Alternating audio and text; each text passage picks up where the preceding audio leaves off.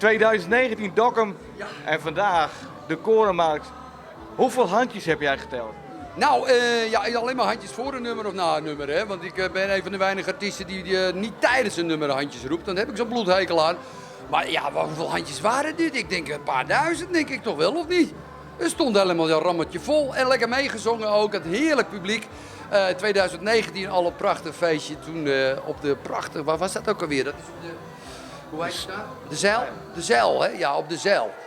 Was ook fantastisch, maar dit spant ook de kroon, hoor. Heerlijke Hollandse feestje. Leuke andere artiesten ook. Bertus heb ik gezien, de Kaats heb ik nog gezien. Dus, of gehoord in ieder geval. Toen zat ik nog in de helikopter. Maar, nee, wat een feest, man.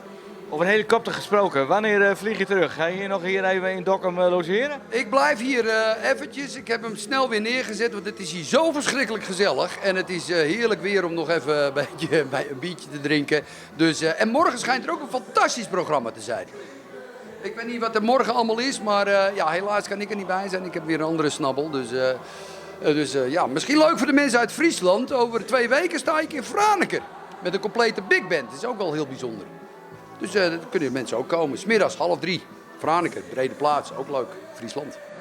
Die wint door zijn